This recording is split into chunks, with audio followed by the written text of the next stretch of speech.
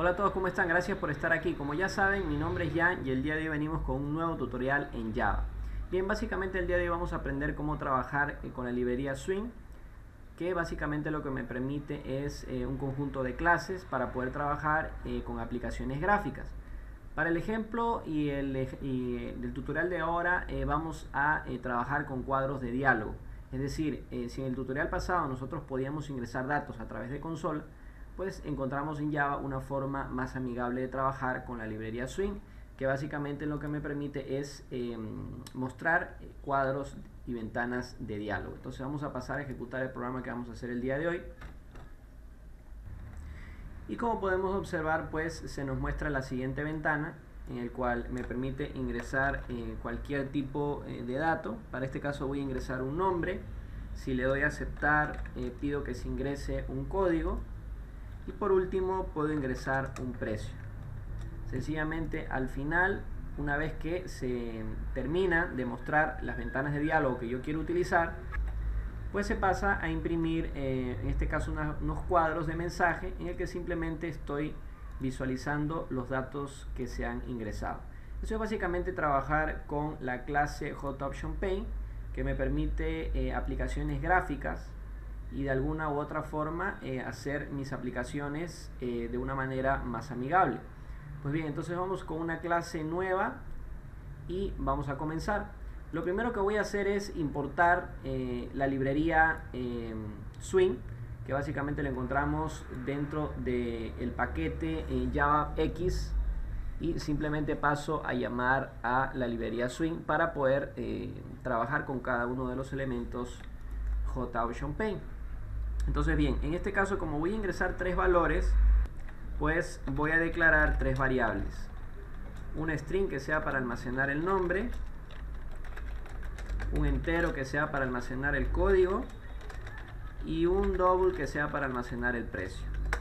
Entonces, una vez, generalmente cuando nosotros estamos trabajando con estos cuadros de diálogo o estas ventanas, al momento que se está ingresando cualquier tipo de dato a través del teclado, estas aplicaciones Swing básicamente almacena toda la data en string.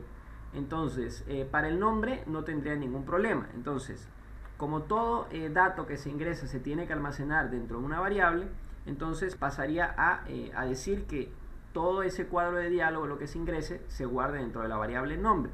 Entonces para ello voy a decir que nombre sea igual y paso a llamar a la clase HotOptionPaint. Dentro de esta clase es la que yo voy a poder llamar a un conjunto de métodos que me va a permitir a mí ya sea utilizar un cuadro de entrada de datos o mostrar un cuadro de salida para mostrar, valga la redundancia, los datos. Entonces en este caso voy a llamar al método showInputDialog, que lo que me permite es especificar un método que en este caso se trata de un cuadro de diálogo en el cual se va a hacer todo el ingreso de datos. Entonces simplemente voy a desplegar un mensaje en el que se diga ingrese nombre. Entonces, una vez que yo ya tengo este cuadro de diálogo, se ingresa ese nombre, se almacena dentro de la variable string. Pero ¿qué pasa con el código que yo lo he declarado como entero, con el precio que le he declarado como doble? Pues hay algo muy importante, y es que para esto vamos a tener que nosotros utilizar una variable auxiliar. Como lo dije al inicio, en este caso la entrada de datos que se hace a través de estas aplicaciones son de tipo string. Entonces para el nombre yo no tengo ningún problema. Ahora, lo que necesitaría para el código es, primero que nada, guardar ese código dentro de una variable auxiliar y luego con un método convertirlo a entero. Entonces para ello voy a declarar una variable auxiliar y voy a decir que esa variable auxiliar sea igual, vamos a llamar a la clase HotOptionPaint, y de igual forma vamos a llamar al mismo método showInputDialog. Para este caso voy a pedir que se ingrese un código. Vamos a modificar por aquí, ingrese código. Bien, una vez entonces que se ingrese ese código, se almacena dentro de la variable string, y como lo que yo quiero es convertir esta variable a entero, Entonces para ello lo primero que voy a hacer es lo siguiente. Voy a llamar a la clase integer y voy a llamar al método parseInt. Entonces este método lo que me permite es convertir un string a entero. Entonces el parámetro que yo le tengo que pasar a este método pues sencillamente sería mi variable auxiliar. Entonces una vez que yo ya he convertido este string, pues lo que quiero hacer es guardarlo dentro de mi variable código. Entonces para ello simplemente lo que voy a decir es que el código sea igual a toda la línea de código que he ingresado, que básicamente es convertir y guardarlo dentro de la variable del mismo tipo. Ahora para el precio pues simplemente paso a hacer el mismo procedimiento. Entonces vamos a copiar estas dos líneas de código y lo que sería es lo siguiente. Vamos a cambiar el mensaje de este cuadro de diálogo. Vamos a pedir que se ingrese precio. Algo muy importante de las variables auxiliares es que una vez que ya son usadas, pues sencillamente su valor se destruye. Como en el primer caso el código se ha almacenado dentro de esta variable aux y esa variable auxiliar paso a convertirla a entero para luego guardarla en la variable código, pues sencillamente el valor de esta variable se pierde. Entonces puedo reutilizarla para que se ingrese el precio y se almacene dentro de la variable auxiliar. Pero para este caso ya no vamos a necesitar la clase integer, porque esta básicamente me permite solamente convertir enteros. Entonces para ello yo voy a llamar a otra clase que me permita convertir double. En este caso la clase double, y paso a llamar al método parseDouble. Pues sencillamente paso la variable auxiliar con el nuevo valor y sencillamente pues paso a que se guarde dentro de mi variable precio. Bien, ya tendría pues básicamente controlado y almacenado los datos que se están ingresando. Ahora sencillamente me faltaría pasar a mostrarlos. Para ello vamos a volver a utilizar la clase JOptionPaint.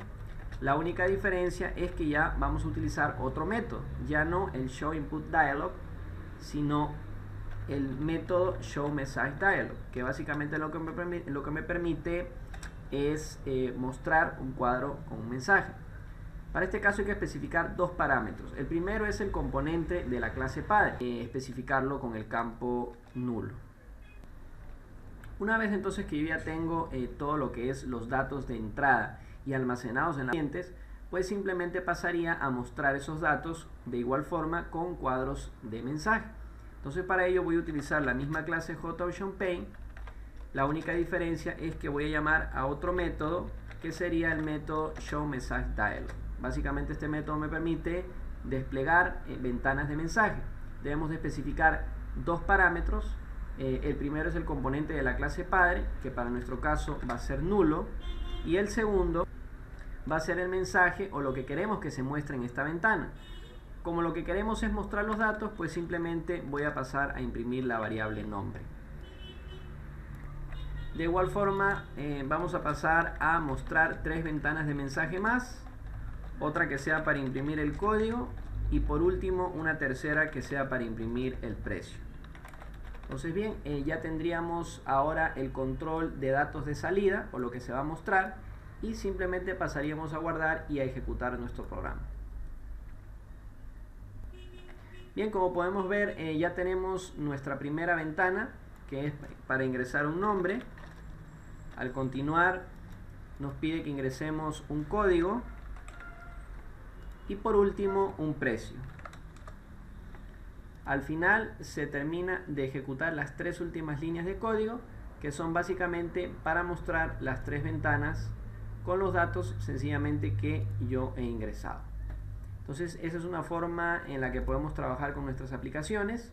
Recordar no olvidar importar la librería Swing y pues sencillamente a través de la clase JOptionPaint pues llamamos a los métodos correspondientes tanto para ventanas de entrada como para ventanas de salida, que básicamente lo que permiten es mostrar un mensaje de diálogo. Pues bien, eso ha sido el tutorial del día de hoy. No olviden cualquier duda dejarlo en los comentarios, un like si les gustó este video y recordándoles siempre sean más aplicados. Hasta la próxima. Gracias.